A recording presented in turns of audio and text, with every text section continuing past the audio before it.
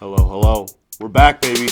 Welcome to episode 3 of the Bentley Show. I am your host, Scott Bentley, featuring my drug rug, which I think is a massive fashion statement and I love dearly. One of my favorite articles of clothing, actually, for those watching on YouTube.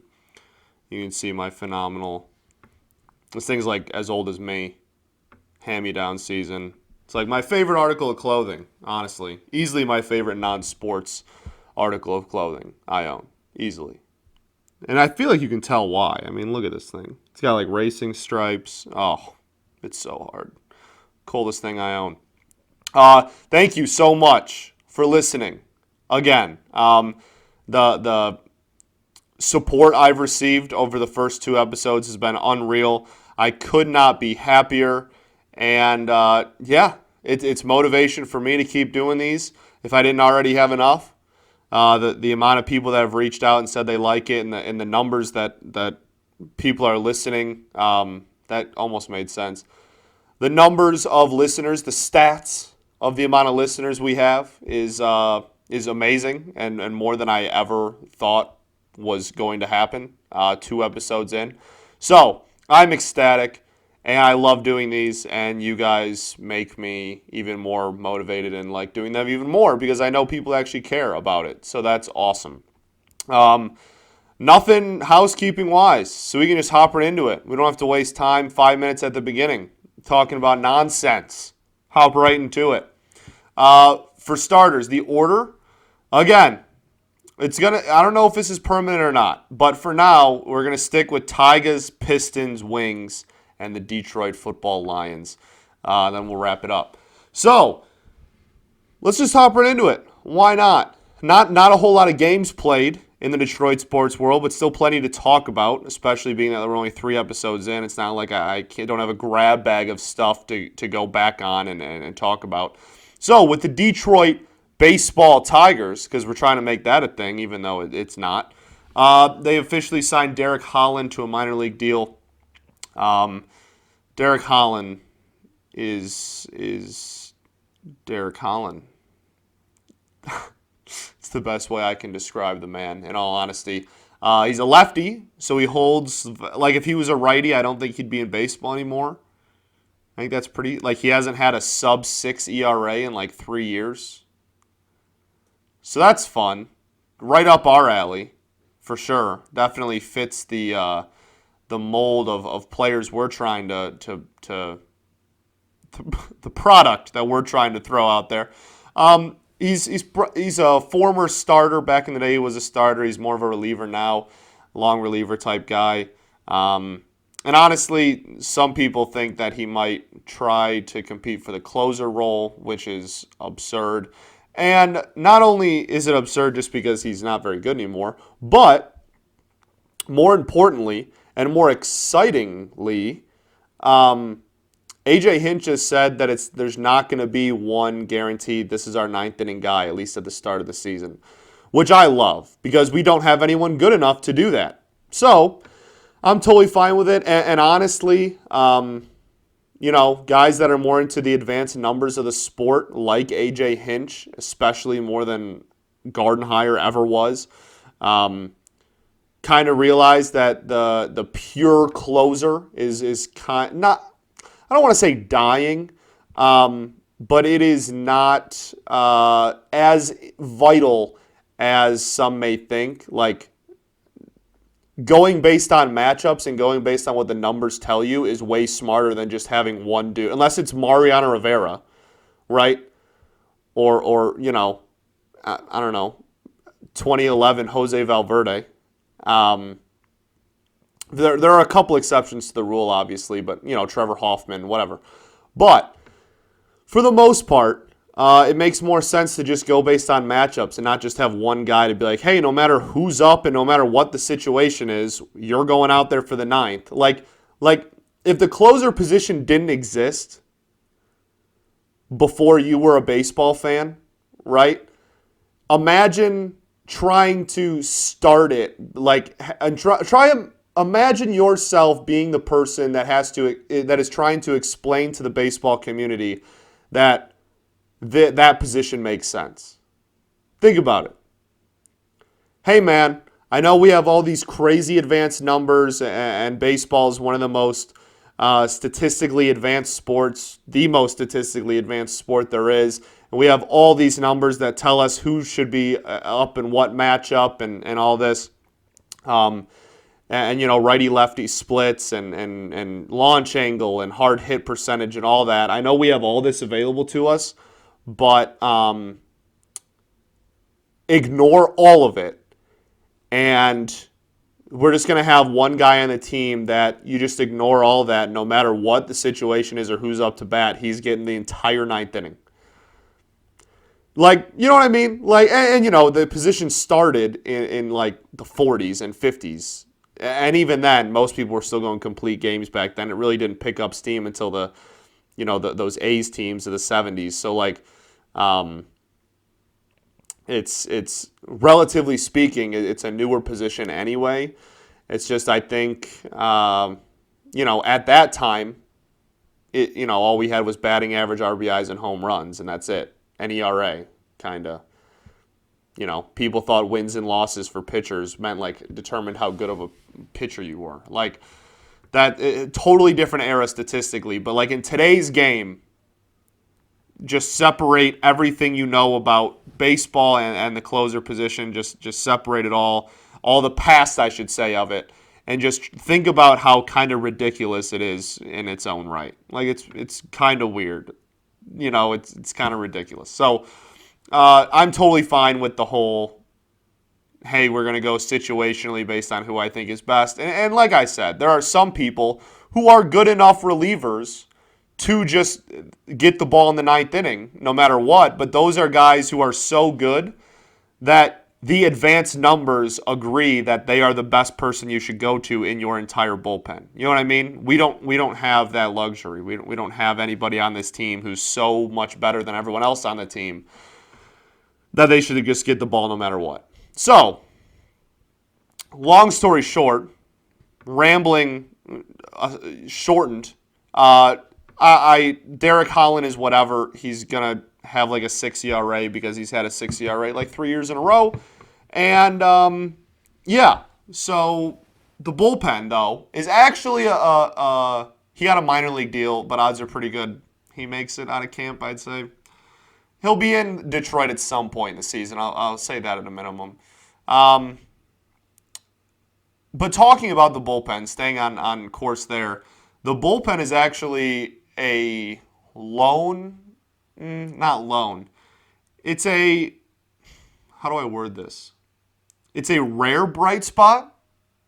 Like, we are known for having a just, you could argue that if the 2010 to 14 team had a good bullpen, we walk out of that era with 2 rings. You know what I mean?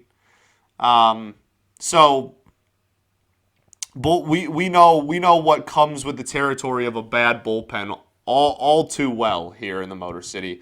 But last year, this bullpen was kind of a bright spot. I was actually pleasantly surprised with how well this bullpen did. If we just take a look, like Brian Garcia had a pretty good year, and he's going on his age 26 season, I want to say. So that's a bright spot, a diamond in the rough, rather. A guy that wasn't. Most of these guys are. Most of these guys are guys that weren't really supposed to be much and actually had a pretty productive season. So Brian Garcia's one. Brian Garcia is interesting because he doesn't strike people out.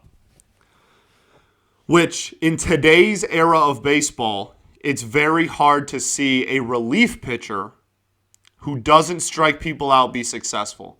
You still have your occasional, even start, like really any pitcher that doesn't strike people out, you're kind of like, wow, that's weird for today's age of baseball. However, even with starters, sometimes you can be like, okay, like Hendricks in Chicago, you're like, okay, like he's the exception to the rule kind of thing.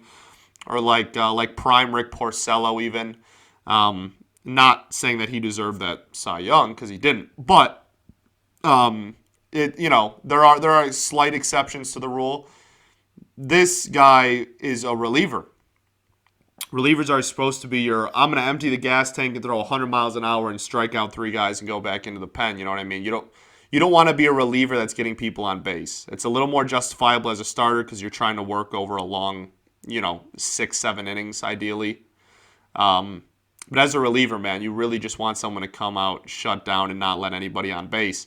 So it's interesting to have a pitch-to-contact reliever that did as well as he did in 2020.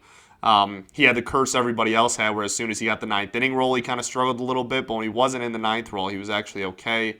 We'll see how he goes. Small sample size, but he looks solid. But his advanced metrics are weird because he doesn't strike people out. So he's a huge question mark, okay? We're going to save the next one for last because he's my favorite person ever. Buck Farmer continues to do Buck Farmer things, man. Second longest tenured Tiger. He's solid. If he keeps putting up the numbers he's been putting up the last couple of years, he will keep earning a spot on this team and be a solid middle reliever, which is perfectly fine. Every team needs that. Buck Farmer's been, like I said, he's the second longest tenured player on the team, believe it or not. He's been a staple here for a while. Sure, I love Buck. Why not? Why not keep him aboard? And assuming he maintains the production he has the last 2 or 3 years, I'm perfectly fine with keeping him around as long as he keeps putting up those numbers. Jose Cisnero is an interesting one. He's a little bit older. He's already in his early mid-30s. However, this was kind of his first year of like a full. I mean, I hate calling 2020 even a full season because it wasn't. But being on the team for a full year and getting work, we gave him a chance, and he made the most of it. He looked really good. I don't think you're ever going to get anything for him. I don't think this is a tradable guy. Some people want us to like move him at the deadline or whatever. He's like 32, or like 33. I don't think anyone's taking a 33-year-old who just had his first good season. And if we are, we're definitely not getting anything remotely noteworthy for him. We're going to get like a team's like 50th ranked prospect or whatever. So I'd probably rather just hold on to him. Why not? Why not? Why not just have a nice solid bullpen piece back there as long as he keeps producing? Daniel Norris and Tyler Alexander I'm going to do together. Both of them, when in the bullpen, were very good. Now, Lord knows, Ron Gardenhire loved to make them starters for some reason, and they suck as starting pitchers. So, I have way more faith in Hinch than I ever had in Gardy. That being said, if either of these two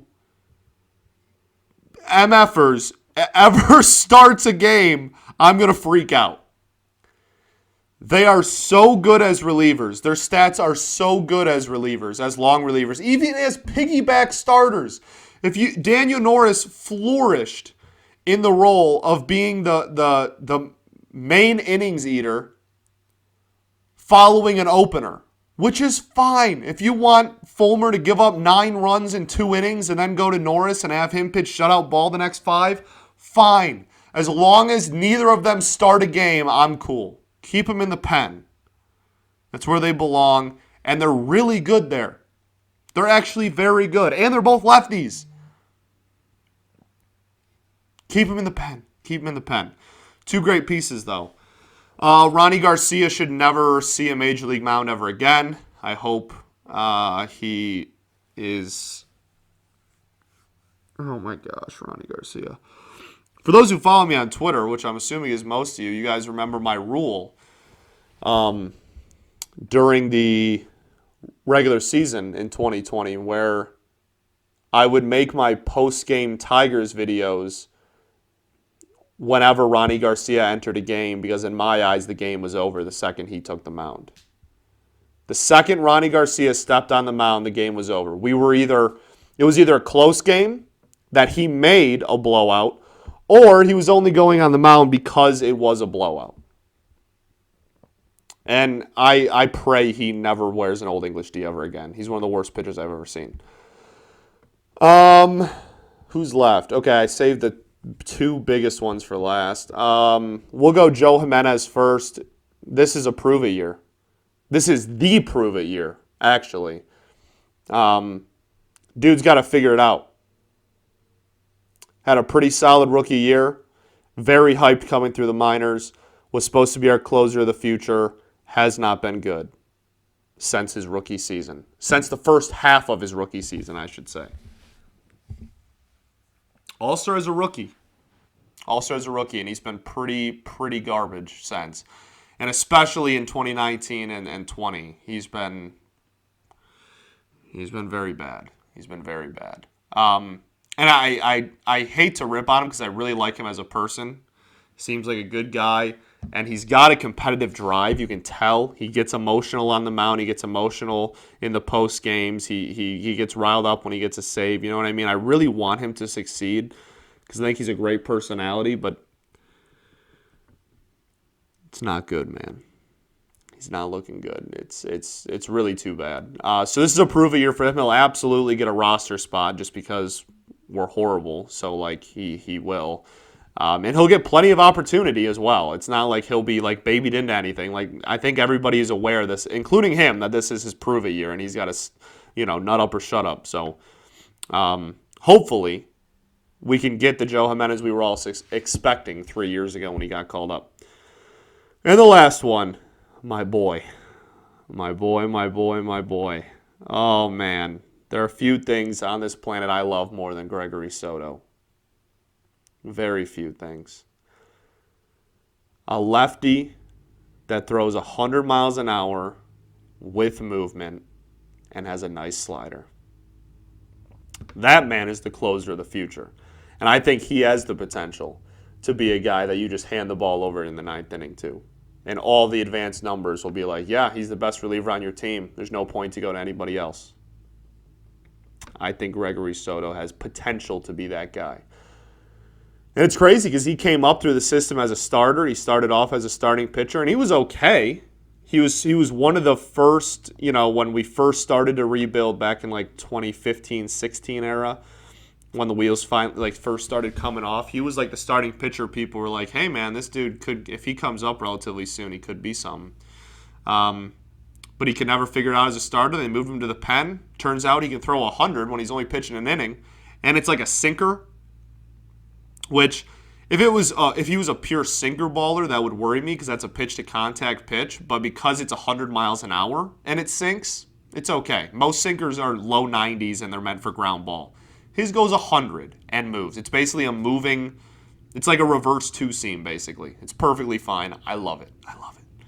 Okay, Gregory Soto's the man. If he has some command issues, absolutely. His walk numbers are not ideal. But every other advanced metric is pretty damn solid, man. I think the sky's the limit for him. He's 25 years old. Whoo! I think he could be something, man. I'm really excited about Gregory Soto. Those who follow me know my love for Gregory Soto. Okay, and all of this is highlighted by the fact that we now have Chris Fetter as our pitching coach, which is phenomenal because he's one of the best in the world at his job. I cannot wait. And then somewhere in that bullpen, you see Derek Holland, who, I don't really have much to say about Derek Holland. He's maintained a 6 ERA for like 3 years now. You can go watch his Twitch streams. He has like 250,000 followers on Twitter because he's a Twitch streamer. So I guess there's that. Bringing some gaming to the Metro Detroit area. I don't know, man. I don't really care. But that is the bullpen outlook. And like I said, the bullpen was a kind of a surprising bright spot with this team last year. The bullpen was actually a lot better than people expected and was okay, and really was one of the main reasons that we went on that little streak there where we were kind of almost in contention in early September, was because of how good the bullpen was. So if the starters can reach their ceilings, I have a lot of faith that the bullpen will follow suit. All right, your Detroit basketball Pistons. Again, Jeremy Grant's an all-star. Now, vote. Tweet the hashtag thing. Vote online. However you vote, vote Jeremy Grant. If he doesn't make the all-star game, I will be beyond disappointed, okay? He deserves it, and then some. Now, the actual Pistons did not play 2 nights ago, because you're hearing this on Wednesday. So they didn't play Monday. I am recording this before the scheduled game for Tuesday night, so I don't know if that game, it was due to COVID tracing. So like we didn't play the Nuggets Monday. I don't know the status for in my world, tonight's game. But there's still Pistons basketball. I just love talking about Pistons basketball because it's Pistons basketball. So even though we don't have games to recap, I really just wanted to put out officially onto this podcast my opinion of the Pistons' future. Okay? For those watching me, I love to talk with my hands if you can't figure that out by now. I love the core of this team, and I think it's really important for me early on in this show's existence to get my opinion of the future of all these teams out there, okay? So I'm slowly kind of breaking down the Tigers, and I don't think I've really expressed my opinion towards this rebuild and the moves we have made and such toward the Pistons yet. So I want to do that. And I want to get that on record and on air, just so that everybody kind of knows where I stand, so that in the future, when I do talk about the Pistons and games played and certain players and stuff, you know where I stand on them, okay? The Pistons core has me unbelievably excited, and I love it. I love it. Killian being hurt sucks, but I think that here's the thing with Killian. Okay, we'll just make the rounds. We'll start talking about people individually. Let's just make the rounds here. Killian, obviously, the first pick we had in this draft of 4 players eventually taken, 4 rookies on this team, man, jeez. But Killian, I love Killian. Here's the thing with Hayes, man. If he can figure out how to put ball in hoop, he will be an incredible player in this league. Because his playmaking and ball handling is unreal already. His playmaking's phenomenal. His vision, his passing, his anything that has to do with setting people up, he's already phenomenal.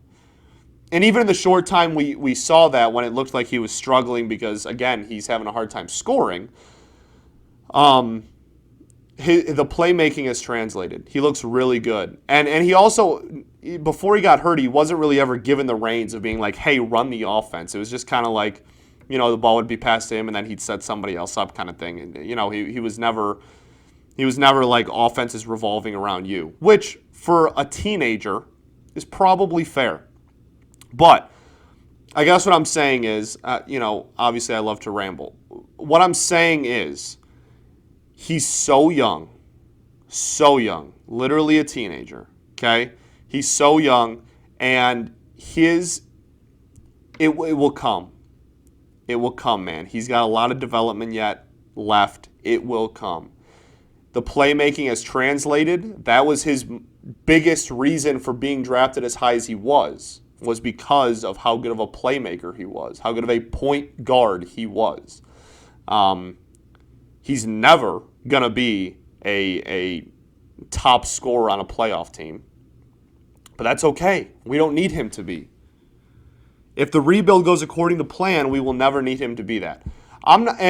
Look, I'm not asking for like Steve Nash MVP, like only 15 points a game, but damn near 15 assists a game too. Like I'm not saying that's the kind of play, but like if he can just get to that like 13 to 17 points a game mark, but have damn near 10 assists a night, he's going to be so valuable. He's going to be so valuable, especially for guys like Grant and guys like Bay, those catch-and-shoot shooters like Sadiq. Even the pick-and-roll guy, like that Hayes and Stewart pick-and-roll, I think is going to be lethal. I'm still so high on him, even though people weren't very impressed with how his scoring is translated, okay? The scoring, it'll be fine, okay? It'll be fine. He's still super young. It'll be fine. Now, next, let's go to Sadiq Bey. Why not?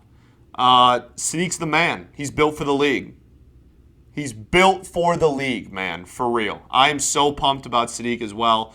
I don't expect him to ever be some elite, player, like top, 20 player in the league type of guy. But he's going to be a really solid rotation piece for a long time. Like sixth man. Honestly, I could see him being like a sixth man of the year type of guy, or even a low end starter. I mean, we're a rebuilding bad team. He's probably going to get some starting minutes at some point if he keeps progressing the way he is. But I love it. I love him. I love his style of play. Again, these are all rookies, so they all got work to do, and he's still got a ways before he reaches his ceiling. But I've liked what I've seen so far. Shooters shoot. He's a shooter. He can be a nice 3-and-D guy. A nice 3-and-D guy. And the thing about him is he's so versatile because he can play like anywhere from the 2 through the 4, honestly, which is so valuable. Especially, again, off the bench, being that key rotation piece where no matter where you're needed in the rotation, whether it's at the 2, 3, or 4, you can pop in and play. That's so valuable. That's so valuable. I think he's going to – I would say my opinion of him is, again, I just think he's built for the league, man. I think he's built to be an NBA player. And I think he's built to be an NBA player for a long time. Like, I think he, you can say this about anyone, but barring injury, like, I could see him having legit, like, a 15-year career. Even if he's never some elite player, I just think he's built to play basketball, man. I really like the pick, and I really like him being a really solid rotational piece for a long time. Isaiah Stewart's my love. He's the love of my life. Isaiah could make me emotional. I love that man. When I was talking about Gregory Soto, same thing with Isaiah Stewart, man. There are very few things in this world that I love more than Isaiah Stewart. He's my hubby. The dude, like, how can you not love a guy where within like a week of getting drafted by the Pistons, he's like, oh yeah, I've already rewatched the Bad Boys documentary and the Going to Work Pistons '04 doc too. Oh, so that's what you're about. All right. And he's already gotten in like several, I don't want to call them confrontations, but like he don't play no games on the court, baby. He don't play no games. Isaiah Stewart's the man. He is the man. I love him to death. He's got a lot of work to do offensively, but I haven't seen anyone rebound with that much aggressiveness since probably Big Ben. Probably since 3. Like Drummond got boards, but Drummond didn't get bored. Like Drummond didn't lay people out and jump out of the gym to try to get boards. Drummond got boards because he's athletic and 7 feet tall and missed 87 shots at the rim, so he kept getting his own rebound. Like Isaiah Stewart, I hate the Rodman comparison because I feel like every good rebounder the Pistons have ever had gets compared to Rodman, but like he does look like that a little bit, man. He kind of looks like the Worm a little bit. Tipping and bullying people and boxing. Like, he looks damn good on the boards. He needs to work on the offense a lot. Needs to take some strides on defense as well. He's a bit of an undersized center, so that's some work that needs to be done, absolutely. But I love him. I'm all about it. I love him to death. Yeah, offensively, he just needs work. His field goal percentage for like an under-the-basket center is not great. We'll just put it that way. I really like Lee, too. Saban Lee. I really like him. I'm not sure what kind of player we're looking at there. Obviously, he's an athletic freak. But as far as what kind of role he'll have on an NBA team or on this team in the future, I really don't know. He's kind of the wild card in the group. I'm glad that, obviously it came at the expense of Killian getting hurt, but I'm glad that we get to see his minutes a little bit more. I think they're going to try to maintain his like two-way contract status to save some money, so I don't expect him to be available a lot of nights.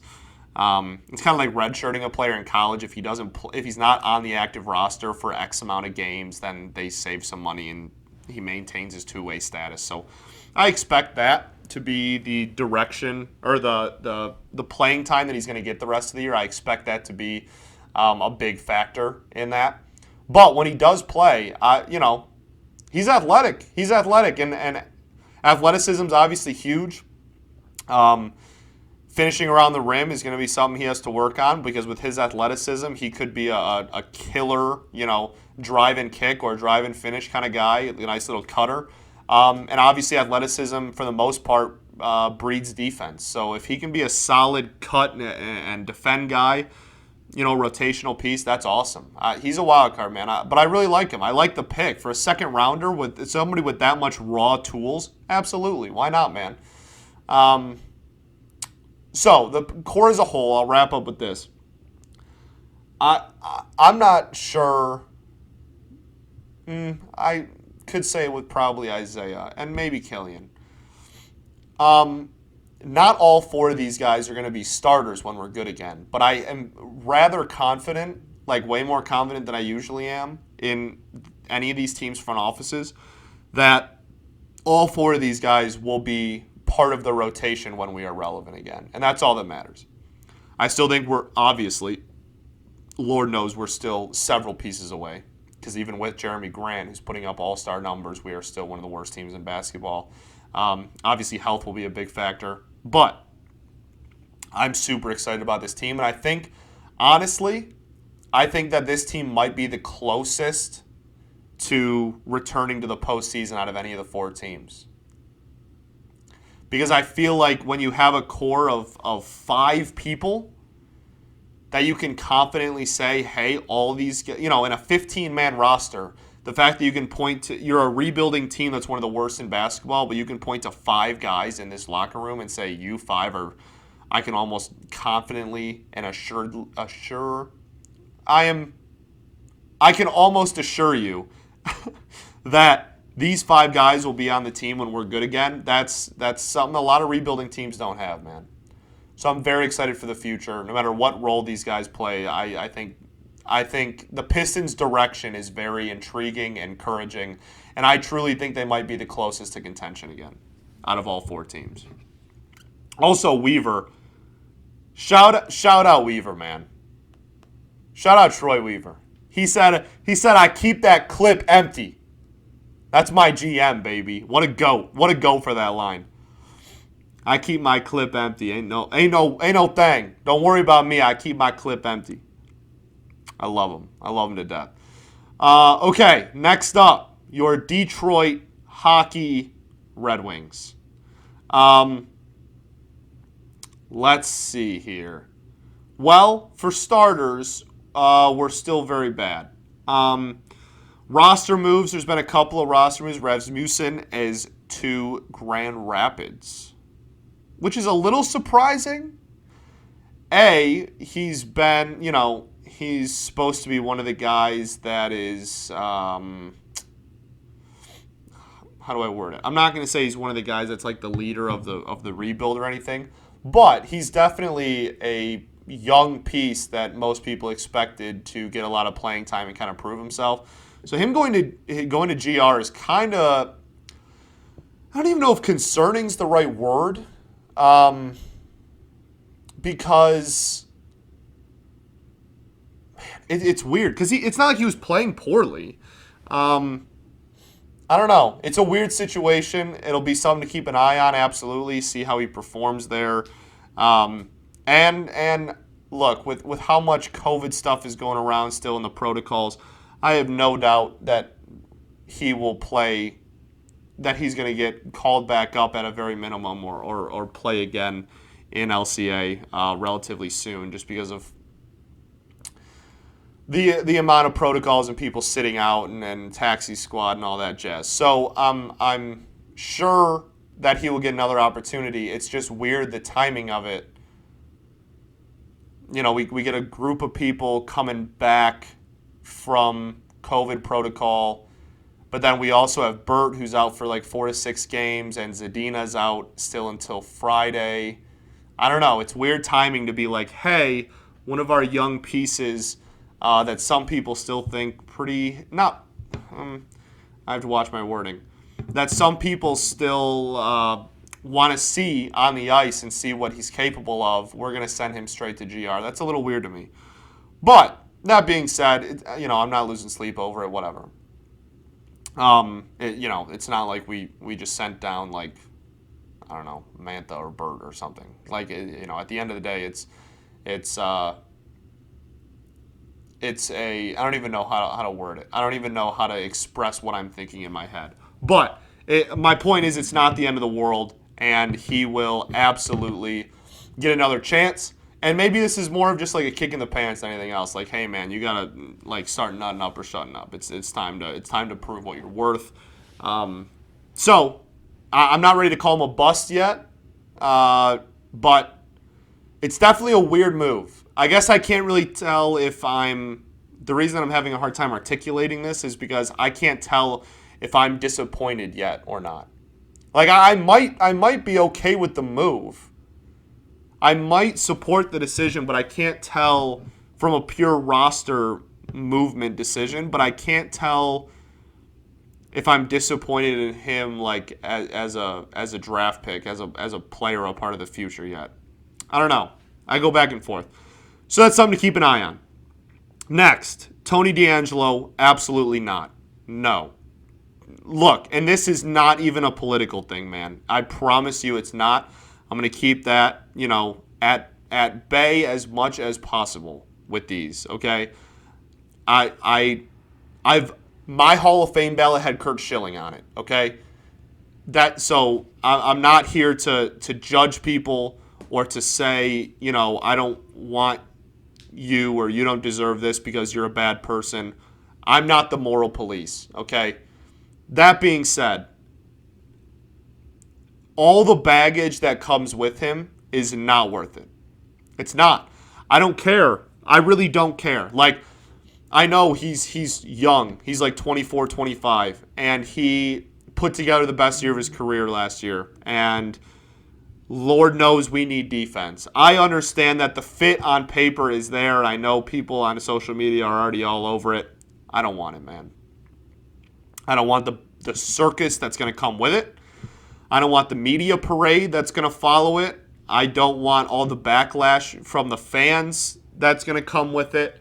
I feel like we run an incredibly tight ship here. And the Red Wings are the only team I can say that about. The only team in this city that runs such a tight professional ship is the Detroit Red Wings. And I don't want to risk that. Look, man, he got in a fight with somebody on his own freaking team and called a teammate a slur. Like, that's not the kind of foundation we're trying to build. And this carries over to my next conversation topic. That's the phrase. It'd be one thing if we had a head coach that I could look at and be like, I trust this dude to get DeAngelo's act together, and I trust that he is not going to, that he's going to be able to wrangle him in, and that this clubhouse is not going to get toxic by bringing him in. But this comment of me not wanting him I'm not going to say just as much, because I feel like that's a little too insulting to BLASHILL as a person. But like, this has a lot to do with the person we have in charge too. A lot to do with the person behind the bench as well. I don't trust BLASHILL. I want BLASHILL fired as is. I think his time has come. You know what? He played the Gardenhire role. He got us through the horrible times when we were terrible and could barely put together an NHL product on the ice. He got us through that era. He got to coach his favorite team growing up. Have fun, bud. You know what? Thank you for all your services. Thanks for being the scapegoat the last 3 years when we've been horrible. More power to you. Here's a care package with a candy bar in it, and you're on your merry way. Like, BLASHILL is not the guy that's going to take us to contention again. I don't think he has the locker room under control enough at all, period, nonetheless, to bring in DeAngelo. Okay? So it's a double-edged sword there. I don't know if that's the right expression. I have two problems. I have two major red flags when it comes to that situation. A, DeAngelo's a douche, and I don't want him on my team. And I don't want everything that comes with him to then be in our team.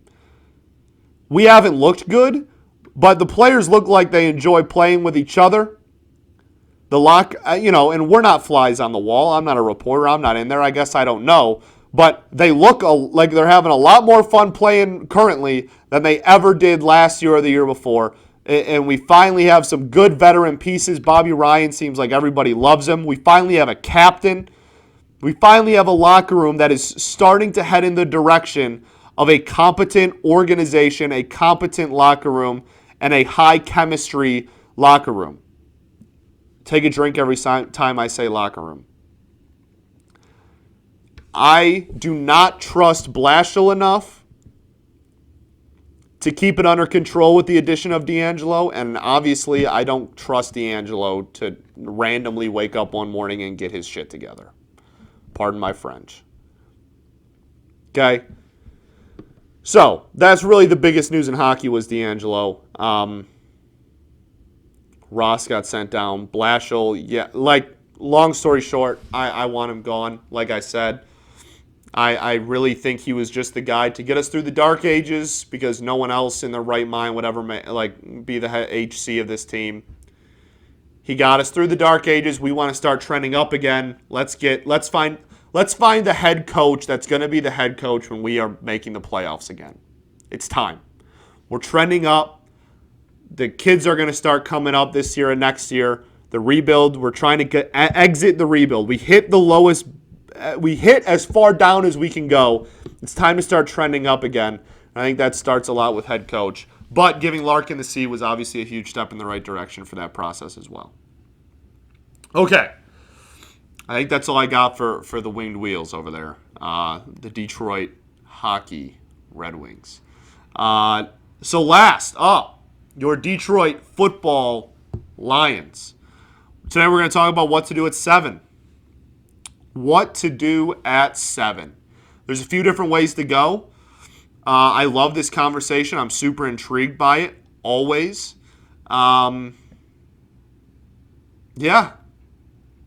I guess I'll start with my perfect scenario, my perfect world scenario, and then we'll kind of branch off that and go into all the different chaos scenarios and things that could possibly happen. But I think there's, in my opinion, I have what I want to do. Okay. So I have, obviously, who's taking the 6 spots ahead of us determines what I want to do at 7. But I'm going to give you my dream scenario, okay? The player I want falls to 7. We get him, and then what we do the rest of the draft, all right? Here's my dream scenario. Wow, Jeff Bezos just stepped down as the Amazon CEO. Seems weird. Anyway, back to Detroit sports. Okay, my dream scenario. Okay, are you ready? Pick 7. We don't trade up. We don't trade any of the future picks to trade up. We stay at 7. Okay, for starters, we're going to start with that. Okay, we have pick 7. It's our only pick in the first round. Now, then what? Well, let me enlighten you. Okay? I'm a U of M fan. I'm a Wolverine fan. However, there's a man by the name of Justin Fields, where if he were to fall to 7, I'd be very upset if we passed on him. Now, people are like, hey, he can't throw yet. He's not ready to be in the NFL, blah, blah, blah. You know what? That's crazy because he wouldn't be starting for at least 3 years. Because we have a man by the name of Jared Goff already running the ship. Okay, here's what I want. I want Fields to fall to 7. I want us to take Fields at 7. I want him to be the backup for 2 years. Then when Goff's guaranteed money goes away after the end of 2022, and his cap hit goes from like $20 million to $5 million, you cut him. Or he's cheap now, so maybe he's worth backup money. You flip him, Fields gets the nod in opening day of 2023, right? It's currently 2021, 2021, yeah. Week 1 of 2023, Fields is your starter. It's game time. And that's not to say that you can't run some cool-ass packages over the next couple of years. Like, I'm not saying, if he outplays Goff, obviously pull the trigger earlier. Like I said, I don't really care about Jared Goff. I said this in episode 2. People are way too hung up on Jared Goff being part of this trade. It's really not a big deal. It's just because of the contracts, okay? It's really not a big deal. If Fields starts outplaying him, you have the most expensive backup of all time, cool. The guaranteed money still goes away after 2022. You can still get rid of him then. It's really not a big deal. So, I want Fields at 7. Worst case scenario. Worst case scenario is he doesn't pan out. He's not good. You still have Goff, who's a say what you will about the man. He was a starting quarterback on a team that made the Super Bowl. I don't care if they scored 3 points. That offense was fantastic during the regular season. He's been there, okay? So at a bare minimum, Fields doesn't turn out. He's a massive flop. Damn, that sucks. We still have a starting quarterback for the next 4 years at least, okay? Now, that's my dream scenario. What if Fields doesn't fall to 7? Which is possible. If Fields doesn't fall to 7, okay, I'll start with this. I don't want any other QB at 7. Obviously, unless some magic draft day situation happens and Trevor Lawrence fell to 7. Obviously, yes. But, realistically, anybody not named Fields or Lawrence, I do not want at 7. I'm not a big, what's-his-face from BYU. I'm blanking on his name, which is pretty embarrassing. Not a big fan. I'm really not. And here's why. He didn't look, he's got the raw talent. I'm not trying to come on here and just slander the kid for no reason, okay? But Zach Wilson's his name. That being said, there's been several scouting reports about him just being like a rich, spoiled brat kid that doesn't own the locker room. Now, scouting reports are wrong. And every single player that's ever been drafted in the history of the NFL has had something bad written about them before the draft. That's the whole point of scouting, okay? This is a lot of draft day quotes, a lot of Bo Callahan moments, okay? But I'm just saying they could be wrong. They could just be haters. I don't know. But the fact that multiple people have written that report is a little concerning. I'm not sure that translates very well into the NFL. Who am I to say? I've never met him. I've never been in the locker room. Sure. But at 7 overall, I really don't think 3 quarterbacks are going in the top 10. And this might be another, clip it and just like the Stafford take I had, I clip this and, 4 months from now after the draft, I look like an idiot. That's totally possible. I look like an idiot pretty often. But I don't think we have to worry about, 3 or even 4, depending on your opinion of Trask, like quarterbacks going in the first 10 picks. If you really want one of those 2 guys, trade back, load up even more on the later rounds, take him then. If Zach Wilson's really your guy, I don't want you to take him at 7. Now, this is basically copy and paste what I said about Okudah last year. I want Simmons, but if your heart is set, if you're dead set on Jeff Okudah, fine, don't take him at 3. Because no one inside the top 7 was taking a cornerback. Now, I trust this front office a lot more. Maybe not a lot more. I don't have a reason to not trust this front office yet. I'll put it that way, okay? That's probably a better way to put it. So, we'll see what happens. Other scenarios that could happen.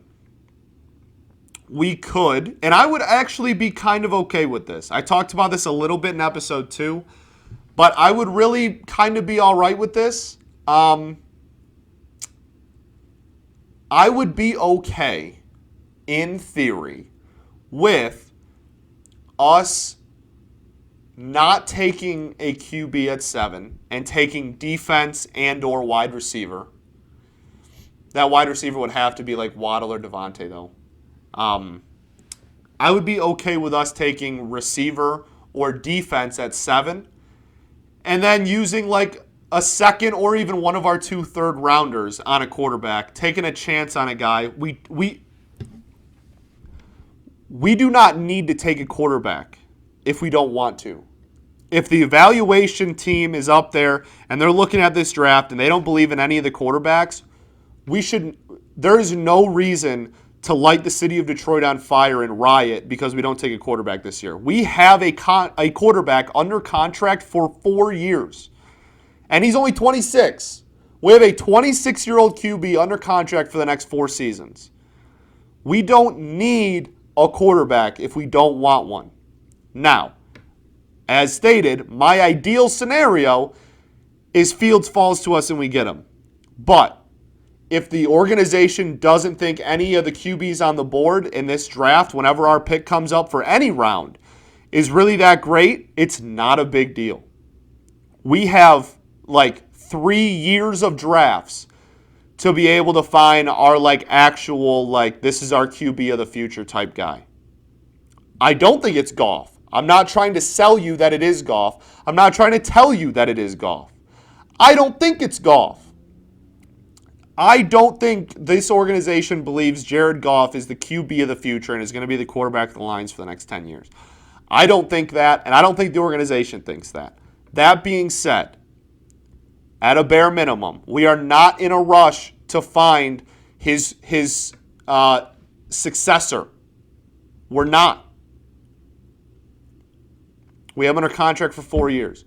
So, if we don't like any QBs this year, that's fine. If we don't like any QBs this year or next year, that's still fine. We have set ourselves up so well in a situation where if somebody is available at our pick that our front office and our draft guys like, we have the flexibility to take him and we can groom him for a couple of years. And if we don't, it's not a big deal. It ain't no thing. We just don't take one, and we still have our starting quarterback because unless it's Trevor Lawrence, no matter who we draft this year, they're not starting in 2021 and likely 2022. It's not a huge deal. We don't have to take a QB, and that's great flexibility to have. Even though, like I said, in my perfect world, we do take one at 7. Still not a big deal if we don't.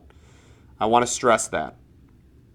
I would be perfectly fine with all defense and wide receivers. I'd love that.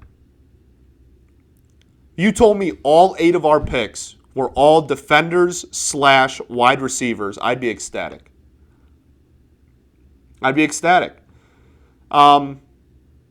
Yeah. So there's a lot of places to go. The defense. The mock drafts for defense are wild. They're all over the place. Nobody even knows which way is up. We got like not harassment, but what's the word I'm looking for? Hazing. We got hazing like charges against like top linebackers. Kid from Penn State.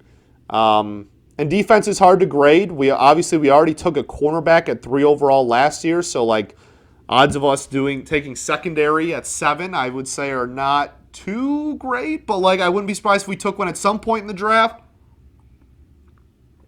I don't know, man. And they set themselves up nicely.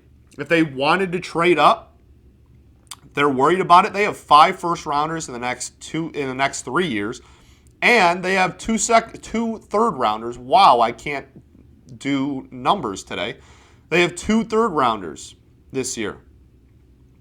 If they wanted to move up at any point tonight, tonight, like the drafts tonight. I'm really struggling through this one. If they wanted to move up at any point on draft night, they have the flexibility to do so. I'm really excited. We have the assets to move around if we want. We have the assets to stand pat and still get good returns. We have a general manager who his entire history and job leading up to this is all draft and college scouting. I don't know, man. I'm pretty excited. I think there's a lot of different avenues we can go. And I think that's a good problem to have. I'll end on that. It's a good problem to have a lot of different positive possibilities, a lot of different positive roads to take than it is to be pigeonholed into one route that you have to take, and if you screw up, then you're hosed. It's really good to have all these possible avenues, we'll call them, okay? I'm super pumped. That is it for the Lions, which means that is it for episode 3 of the Bentley Show. Thank you again so much for the support for the first 2 episodes. We might get this one done in under an hour, which is, now that I don't have like a million things to say at the beginning of every episode, I think we're going to shoot for that. So, thank you for your support. Thank you for listening again. Like I said, I can't believe that this is like a thing, honestly. Thank you for those watching me on YouTube. Thank you for watching me and my fashion statement, my drug rug. We are finally on Apple Podcasts. We are currently the only straggler, we'll call it. The only one kind of lingering behind there is Google Play. We are slowly getting that up. That one just takes a minute. So, we're on Spotify, and it's just the Bentley Show no matter where you look it up. We're on Spotify, we're on Apple Podcasts, we're on Podbean, we're on YouTube, and we are almost on Google Play. Rate 5 stars. Even if you disagree with me, I think I'm a pretty nice guy. So maybe even if you disagree and you're listening, you're like, this dude's an idiot. Why did I even click on this? You know what? I feel bad for him. No, I don't need a sympathy 5-star. But thank you for downloading. Thanks for listening. Thank you for all the support. Truly, it is incredible. Peace and love. Going to therapy is dope. And I will catch you all Friday. That's the next one. I'll catch you all Friday. Peace and love. Go Detroit Sports, baby.